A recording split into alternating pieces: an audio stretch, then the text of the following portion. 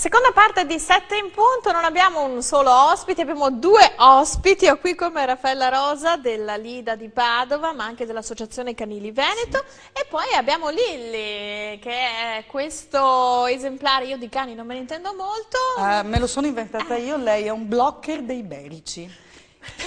Raffaella e Lilli rappresentano, insomma, vogliamo fare una puntata sui diritti dell'animale, non vogliamo snocciolare una serie di provvedimenti legali, ma lei, Raffaella Rosa, è una volontaria, cioè, i diritti dell'animale, cioè il diritto all'amore, all'affetto, e per fortuna c'è una legge che ha trasformato, insomma, il maltrattamento degli animali in un reato di carattere penale, però purtroppo questi maltrattamenti ci sono più di quanto si pensi. Uno potrebbe dire ci sono maltrattamenti anche tra gli umani, ma tra gli animali forse è ancora più un atteggiamento di vigliaccheria, no? Perché non si possono difendere. Esatto, lo pongo alla stregua, se vogliamo, dell'abuso sugli indifesi, che possono essere i bambini o le donne molto spesso.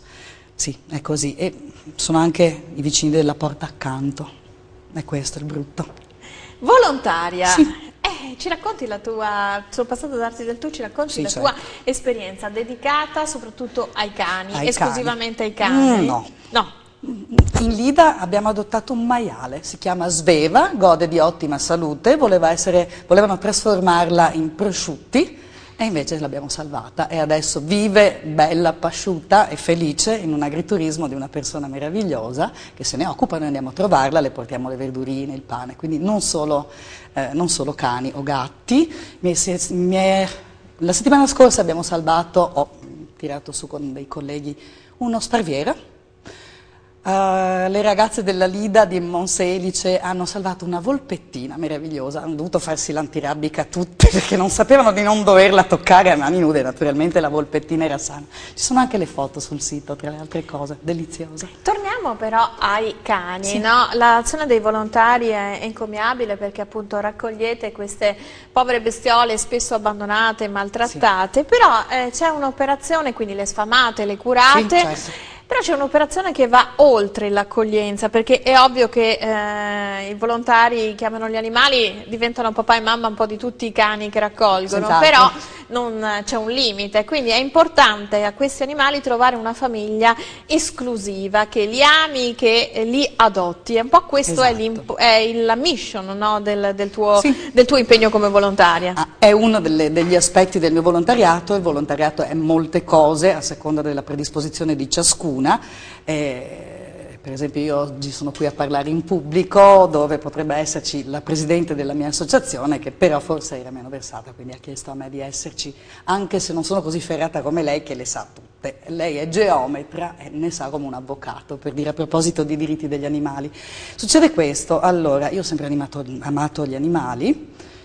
Ho sempre tirato su da strada qualunque creatura aiutata. Succede che però, mettendomi in contatto con un'associazione da cui ho adottato uno dei miei cagnolini, ho capito che facendo stalli, cioè ospitando per dei periodi finché non trovano adozione altre creature, potevo salvarne molto di più dell'1 o del 2 o del 3 o dei 9 che ho in questo momento a casa. In totale, facendo una stima grossolana, in 2 anni di volontariato io credo di aver potuto aiutare, facendoli stare a casa mia per un periodo e rimanendo poi in contatto, diventando quasi parente con le famiglie adottanti, per cui ci telefoniamo a Natale, mi mandano le fotografie e gli auguri. Stimiamo una 50ina di creature tra cani e gatti. Quanti ne hai tu personalmente? Io personalmente ne ho 5 adottati e 3 in stallo. Quindi 8 cani. 8. Come si fa a gestire, no, 8 cani? Perché tu sei volontaria, ma insomma è una tua professione e non è una professione di 2 ore al giorno. No. Cioè, come si fa a conciliare? Perché spesso diventa, no, anche un alibi. Beh, tratto male il mio cane perché non ci sono mai a casa, perché quando l'ho preso non pensavo fosse così, quanto appunto è invece la superficialità con cui gli adulti si avvicinano agli animali. È un po' questo anche. Beh, molta organizzazione, ma non è niente di straordinario rispetto alla vita di qualsiasi famiglia, magari con figli. Non sto dicendo, non fratelliamoci, non sto dicendo che i cani sono come i bambini, No, perché cani sono li i lasci a cani. casa tutto il giorno, però. Sì, però sì, spesso anche perché poi il sabato e le domeniche molto spesso sono dedicate a fare gazebi per diffondere la cultura animalista, la cultura della sterilizzazione, o per andare a fare preaffidio, per andare a vedere situazioni non belle e cercare di porvi rimedio, come nel caso di Lilly che è stata salvata da un maltrattamento. Sì, allora, è la qualità, come sembra di dire una banalità, ma in realtà tutti i miei cani sono con caratteri diversi, estremamente educati. Lei non l'ho drogata, ve lo giuro, è lei che è così, pur essendo una cagnolotta vivacissima di 7 anni, alla faccia che bisogna adottare solo i cuccioli perché sennò non si abituano. Lei è arrivata da me che ne aveva 5. E poi, vabbè, io ho anche la fortuna di avere... facilmente all'amore, credo. Mamma mia. È l'unica cosa a cui ci si abitua, all'amore. Sì. E soprattutto la qualità, poi io ho la fortuna, fra virgolette, di vivere da sola, quindi gestisco il mio tempo come meglio credo e sono estremamente organizzata per quanto riguarda le pappe. Ho la fortuna di avere un giardino, ma anche in appartamento la mia, diciamo, consorella, non so come chiamarla perché il mio veterinario scherzosamente ci chiama missionarie laiche. Ecco, quindi la mia consorella, Patrizia, ha sempre vissuto in un appartamento, ne ha 7, vabbè, non sono Doberman, ma... Anche se ce la si fosse può fare. Tranquillamente, se la passeggiata, i ritmi e la routine in una certa qual misura e poi è ripagato. E costano però i cani, insomma, se si vogliono gestire bene. Sì. Non si può dargli la sbobba come fanno molti, no? No, molti no, per fortuna anche i supermercati adesso hanno ad un costo abbordabile anche delle crocchette che non serve prendere, tranne casi di patologie, lingue di canarino le chiamo io, voglio dire... Sì, perché l'alimentazione è importante, no? È importante per la sanità del cane, tenendo conto che sempre il mio mitico veterinario ritiene che senza il sale e senza lo zucchero l'alimentazione, la tua alimentazione, la pasta che fai per te, o il riso che fai per te, o le verdure che fai per te, lei mangia insalata, anche se mangerebbe di tutto comunque, scherzosamente. È molto meglio di qualsiasi cosa preconfezionata, che è molto comoda però, questa è la comodità, è l'industria. Quindi vale il concetto, perché ci sono, adesso tu mi aiuti a capire, scuole di pensiero, c'è chi dice no, non puoi dargli da mangiare quello che fai per te perché fa male. Ecco. È il sale, allora i cani non hanno lo stesso metabolismo del fegato, allora, io non mi piaccio di essere un veterinario, però insomma un pochino ne ho frequentati. Ovvio, se devi... Allora, possiamo immaginare quanto per un bambino possa essere più naturale, faccio sempre il paragone e perdonatemi, ma è forse più comprensibile, quanto sia più naturale prendersi un mixer e fargli le cose fresche piuttosto che quando non si ha tempo aprire un barattolino bello zeppo di conservanti e darvelo. Quindi anche quindi quello che mangiamo noi possono mangiare con queste dovute, dovuti senza sale, senza zucchero, che poi fa bene anche a noi tutto sommato, per certi versi, con questi accorgimenti. Che cosa non bisogna mai dare a un cane? Perché... Cioccolata, ma lo sanno tutti penso, cioccolata e dolci, perché sono quelli fanno... tossici. E il cane quante volte mangia in un giorno?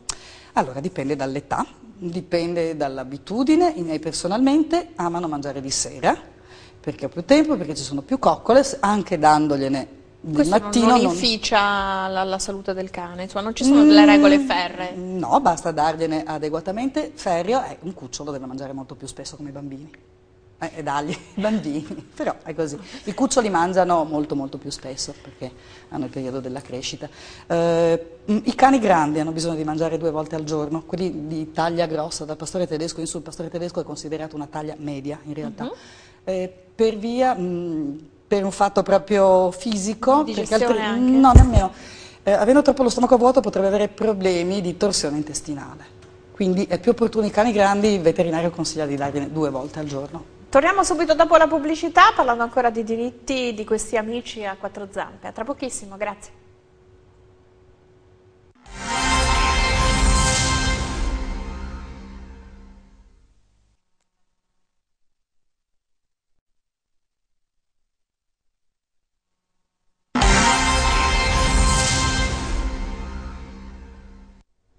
Di nuovo in studio con noi per questa ultima parte di 7 in punto Raffaella Rosa della Lida Padova, ma anche dell'Associazione Canili Veneto, insomma una volontaria. Qui con noi però c'è anche Lilli, la tua cagnolotta praticamente, la tua mascotte buonissima che ci fa compagnia. Ci raccontavi della tua attività di volontaria, sì, no?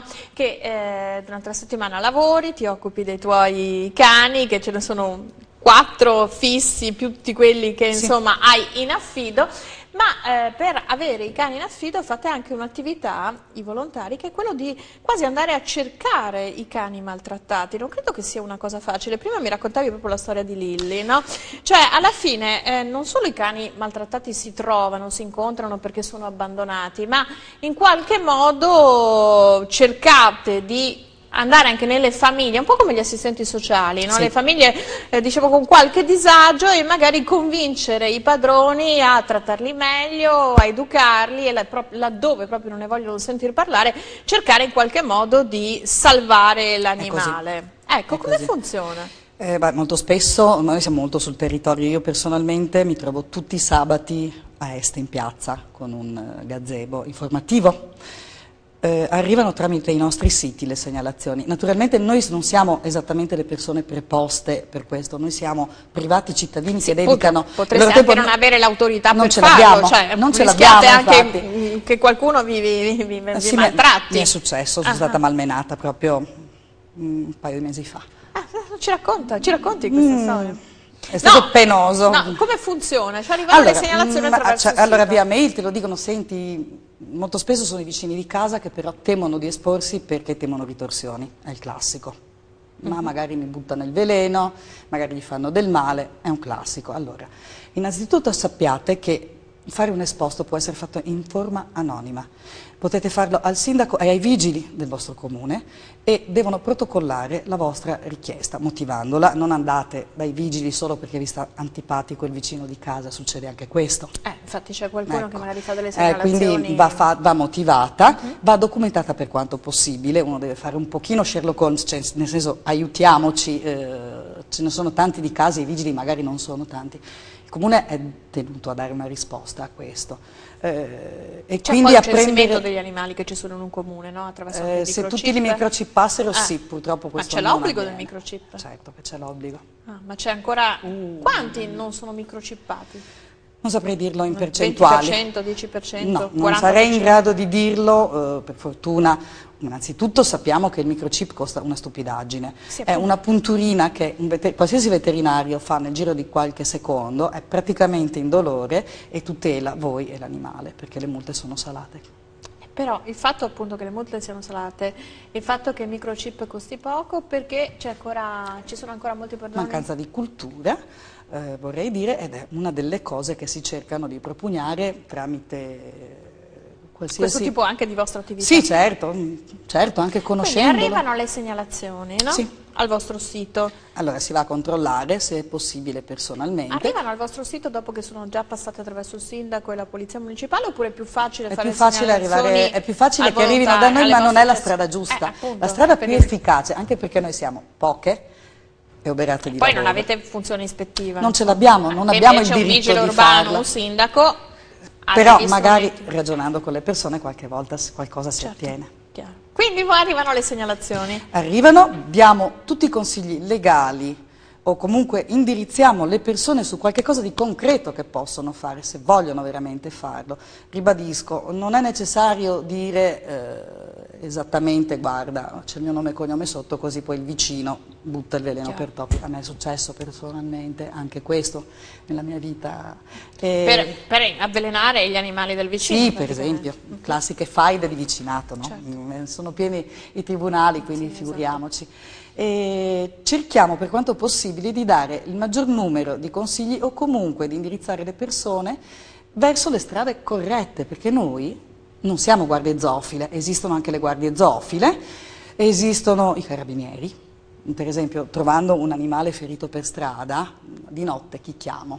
Sapete vero che c'è l'obbligo adesso? Sì, certo. È passata una legge molto di recente che obbliga al soccorso dell'animale, bisogna saperlo anche fare, nel senso non avvicinatevi troppo, può mordervi se è spaventato, chiamate il 113, lui saprà indirizzarvi verso o il veterinario di turno o l'ambulanza veterinaria o a qualcuno che dovrà e potrà prendersi in carico l'animale. L'importante è non omettere la segnalazione, cioè voglio dire, se uno non sa rapportarsi ad un animale, per esempio, rimanendo in macchina lo vede che è ferito, fa una telefonata ai carabinieri o alla polizia, attende un attimo sul posto, cercando per quanto possibile che non venga investito ulteriormente, cioè se è in mezzo alla strada toglietelo. Certo. È terribile la storia che è successa qualche tempo fa in Collina, dove una signora è stata investita, essendo scambiata per un animale randagio, l'hanno investita in molti. Pensavo che fosse un cane.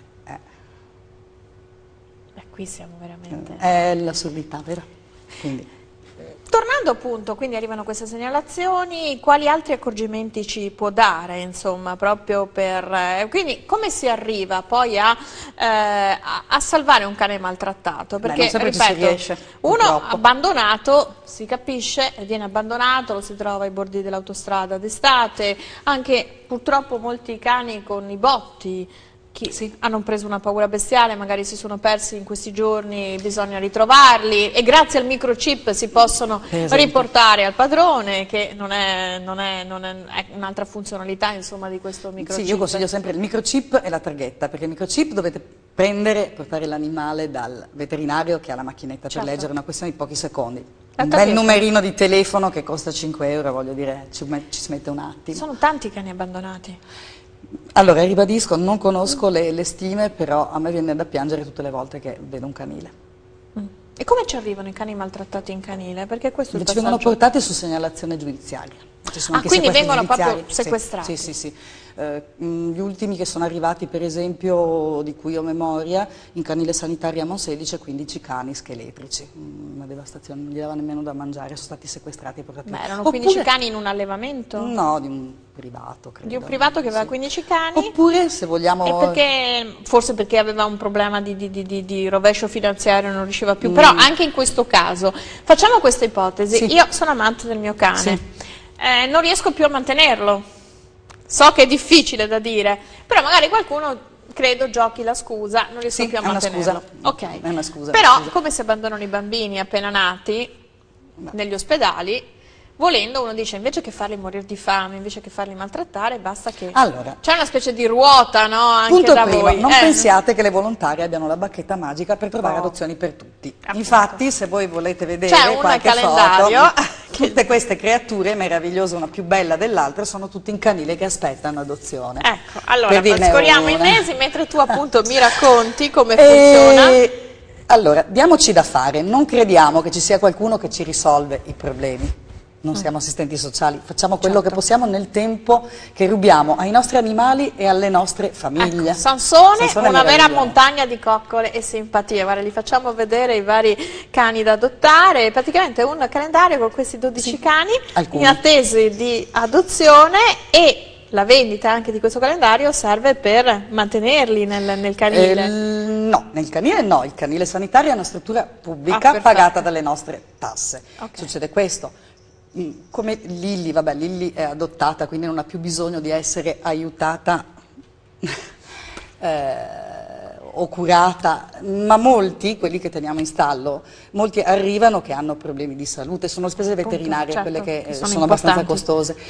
E quindi ci aiutano per i cani che non sono in canile o per determinate patologie. Per esempio adesso stiamo facendo fare fisioterapia da una meravigliosa fisioterapista, Elena, a una cagnolina paraplegica. Si può insegnare a un cane paraplegico a camminare, la famosa camminata spinale, e ne abbiamo un esempio, se vorrete guardarlo, nel nostro sito www.lidapadova.it. C'è qualche video di Frida, un'altra cagnolina che ho avuto la fortuna di avere con me per qualche mese, che adesso è stata felicissimamente adottata, che ha imparato a camminare ed è paraplegica. Qui leggo, no, sfogliando il calendario Pulce, i suoi 5 cuccioli nati durante la sua prima notte in canile. Per i piccoli una casa c'è già, Pulce aspetta. Perché tendenzialmente, no, è ovvio, quando uno cerca un cagnolino magari lo prende il cucciolo. Invece tu appunto hai appena raccontato la storia di questo cagnolino paraplegico che è stato adottato. No, non neanche il primo. Bella è l'ultima nostra... Allora, che consiglio dare, no? Che spesso ci si fa condizionare anche da immagini, da forme, da razze, no? Si va in allevamento, si pagano tanti soldi, quando magari ci sono tanti cani che aspettano e magari dolcissimo. Ecco, appunto, come sfatare queste convinzioni? Ma è molto semplice, con molta cultura e molto che io penso sia la portata di tutti, perché grazie ad internet bisogna proprio non volere sapere le cose. Io credo che sia un po' colpevole non voler sentire e non voler ascoltare. Mi è anche successo quando ho dato dei consigli che sono stati disattesi e naturalmente si sono trovati in difficoltà. Succede questo: un cucciolo è più impegnativo sotto certi punti di vista, un adulto si abitua. Lilli, che adesso sta andando in giro per lo studio perché è incuriosita da tutte queste cose, Lilli è arrivata da me che aveva 5 anni. Se tu gli insegni, un cane impara, non vede l'ora di fare quello che gli chiedi. Un cane è un animale gregario, atavicamente gregario, quindi se tu sei il miglior amico dell'uomo fedele. Amico direi no, lui cerca in te il capobranco. Allora, come faccio io a gestire così tanti cani? Perché sono il capobranco. Quindi, ti migliora la vita, e ti insegna anche ad essere più forte, trovo. Se il cane cerca il capobranco, allora secondo questa teoria, se l'adulto, l'uomo, insomma, il padrone sa essere capobranco, inevitabilmente il cane è docile, a prescindere dalla razza e dal carattere. Sì. E perché allora ci sono tanti cani che si dice aggressivi? Fammi un esempio. Non lo so, alle volte ci sono, perché gli uomini hanno paura dei cani, dicono perché hanno paura può mordere, ecco, quando si dice può mordere. Allora. Non si dice dell'umano può mordere, eppure anche un umano ti può dare una bella morsicata. E perché si dice del cane può mordere? Allora, innanzitutto perché il cane ragiona in un linguaggio che è diverso da quello umano. I cani parlano, nel vero senso della parola. Tu stai a imparare il cagnolese. Facciamo anche lezioni di cagnolese. Ecco, col cagnolese bisogna riportarlo a cuccia. Lì. Perché in uno studio televisivo... Allora stai qui, vieni. Eccoci. Ecco, allora, scusa Lilli, ma ci sono esigenze. Non la stavamo valutando a sufficienza, la superstar qui. Guarda Lilli, ti abbiamo inquadrato, quindi... Quindi dobbiamo parlare il cagnolese. Che cos'è il cagnolese? Allora, dovete sapere che noi a Padova abbiamo una grandissima fortuna, abbiamo una facoltà di veterinaria stupenda e un corso di laurea che al CSC, proprio in università, che è il Centro di Scienze Comportamentali del Cane. Questi educatori professionisti o comportamentalisti, sono due branche diverse, sono in grado di insegnare al cane, ma soprattutto all'umano, a interpretare quello che il cane vuole dire con la prossemia. I cani parlano con la prossemia non è altro che il linguaggio del corpo. Si studia in PNL, in programmazione neurolinguistica, e i cani, per esempio, se io vedo un cane con le orecchie dritte, lo insegniamo ai bambini, è come gioco, è una delle cose che facciamo nelle nostre manifestazioni. Forse secondo me manca, anche chi prende un cane e lo prende magari senza avere un minimo di conoscenza del linguaggio del cagnolese, del comportamento degli animali, di come si gestisce un cane, forse questa è la superficialità che poi porta a risultati, magari non tutti siamo predisposti alla gestione di un animale. Allora... non molto si prende. semplicemente non si prende, voglio dire. Magari per far contento, oppure perché è una specie di gioco, un giocattolo. Non lo è. Lo so, appunto. Quanti fanno questo errore? Qualcuno sì. Infatti ci sono dei cani che vengono adottati e poi rispediti al mittente. È drammatico perché il cane ne ha il cuore spezzato, ve lo assicuro. Poi come fate? Negate qualche adozione? Sì. Sì. Quando vediamo che non ci sono motivazioni che non siano appunto, sì, lo prendo perché per Natale voglio il bambino. Sì, ma io non voglio saperne di dargli da mangiare, si arrangia lui. Si arrabbiano molto di solito. Beh, sono anche delle considerazioni... Oppure io non ho la recinzione, come pretendi che un cane sappia di non andare in strada se non stai attento? No? Sì, io non ho la recinzione, ma non voglio neanche metterla. No. E allora perché cerco un cane? Perché voglio compagnia. Quanto appunto nasce da una solitudine, che è una solitudine dell'anima più che una solitudine oggettiva di un adulto cercare un animale? Allora, se dovessi parlare per la mia esperienza personale di adozioni, che sono straordinarie. Io non avrò mai parole abbastanza per ringraziare le mamme, i papà, i fratelli umani delle creature che sono state adottate da me. Direi che ci hanno messo il cuore e l'anima e sono membri della famiglia. In qualche caso succede, ma che io abbia visto personalmente meno di quanto succede, anche perché cerchiamo, anche in questo caso si cerca di essere un po' psicologhe senza averne, naturalmente senza averne la pretesa, di comprendere quali siano le reali intenzioni, quale sia il reale scopo che porta ad adottare magari anche un animale ammalato. Perché vuoi un cane paraplegico? Perché ti vuoi sentire buono? Perché lo vuoi aiutare? Se hai solo bisogno di sentirti buona, forse devi meditare un pochino di più su quali siano le tue priorità. Se veramente tu credi di poter aiutare, ce ne sono di persone, vi assicuro, per fortuna, mai abbastanza, ma ce ne sono, e sono persone stupende globalmente, allora se ne può parlare, anche perché quando parliamo di adozione noi chiediamo, facciamo qualche domanda. Sì, perché l'adozione magari penso nel caso di un cane, che spesso o si prende un cane per un gatto, il cane o il gatto, o per i bambini, o per magari i genitori anziani, però non è sufficiente, cioè perché sia i bambini che i genitori anziani possono avere delle situazioni varie per cui non possono gestire in alcuni frangenti, ci vuole sempre una figura adulta che garantisca e che sovraintenda. Per esempio il matching, che ci insegnano, anche perché facciamo anche qualche corso, voglio dire, ci insegnano a trovare il match giusto tra cane e umano. Allora, il pantofolaio non può prendersi un Jack Russell che corre anche su per i muri, sarebbe sconsigliabile. Il Jack Russell è bellissimo, ma prendi un cane più tranquillo. Quindi, siccome noi conosciamo molto bene le nostre creature, tutte queste ci rimangono nel cuore. Anche il carattere è importante. Certo. Deve essere importante la combinazione, non c'è un padrone sbagliato o un cane sbagliato. C'è un'alchimia, anche tra cani c'è anche un'alchimia. Nemmeno un'alchimia, è proprio trovare, far combaciare la domanda con l'offerta, se mi passate il termine.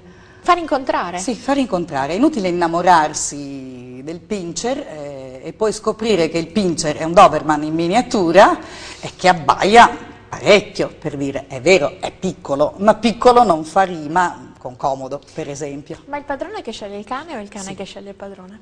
È il padrone che sceglie il cane. Il cane non sceglie mai il suo padrone? Il cane si avvicina e si fa fare le coccole perché ha bisogno di amore. Non c'è mai nessun cane che in qualche modo ha voluto tornare indietro? Sì, mi è successo. Visto che il cagnolo, mi parlo adesso mi ci prenderanno per pazza, no? Visto che mi parli di cagnolese come linguaggio della comunicazione. L'ho chiamato io così, probabilmente la dottoressa Daltoso dell'Università di Padova. È un linguaggio di espressione degli animali, dei cani nella fattispecie. Però cagnolese fa ridere. No, cagnolese è molto simpatico. Poi appunto, come succede? Io vengo al canile e dico voglio un animale, voglio un cane. Facciamo questo matching, insomma capite come sono io, quale potrebbe essere il cane da affidarmi, però non me lo date subito e monitorate anche. Sì, è chiaro. Questo va fatto sia di persona nei canili, non solo quello a cui io sono più vicina, che è Monselice, che è la mia zona, ma naturalmente Merlara, per dire, qua in zona Rubano, Frappiero, struttura stupenda, cioè un canile non è mai bello, però è particolarmente adatto anche perché si può fare picnic, c'è un'area verde dove stare con i propri animali, per dire, un posto adatto a questo. Anche nei siti internet è possibile trovare la descrizione del carattere, la storia del cane e il tipo magari di famiglia per cui sarebbe più adatto. C'è anche un'ultima cosa da dire, purtroppo il tempo è tiranno, che si ha sempre la sensazione che non andare a prendere i cani in canile non si trova, magari si trovano i cani non di razza o quelli un po' ammalati, invece in canile... Ma e poi in canile comunque i cani sono meglio trattati che in un allevamento, adesso non voglio dire niente, cioè però hanno tante garanzie, voglio dire, cioè sono il più possibile. Cioè prima di dare in adozione li guarite, li sono vaccinati, allora, non noi volontari, noi collaboriamo, ma ci sono dei veterinari pagati cioè un animale garantito, questo voglio dire. Garantito non è mai garantito, noi non possiamo sapere che non sviluppi una displasia o che non sviluppi una parvovirosi, perché si fanno, allora, innanzitutto gli animali dal canile escono sterilizzati, microchippati e vaccinati. Quindi sicuramente. Noi come volontari quando li raccogliamo da strada e li portiamo a casa cerchiamo di fare anche questo, nel limite della disponibilità economica che ognuno mette di tasca propria. Viene dato in adozione nel momento in cui sta bene però. Sì. Ecco, questo è importante. Sì. Bene, ringrazio Raffaella Rosa della Lida di Padova. Vi consiglio, acquistate questo calendario dove ci sono tutti questi simpatici amici che salva una vita, salva il mondo intero, 12 cagnolotti che attendono solo un gesto d'amore, una famiglia, e il cane sa sempre ricompensare, vero Raffaella? Assolutamente. E vediamo Lilli, guarda quanto è buona. Ringrazio Raffaella Rosa, ringrazio voi per averci seguito. Torniamo domani mattina con 7 in punto nel corso della giornata, l'edizione del TG. Grazie, arrivederci. Arrivederci.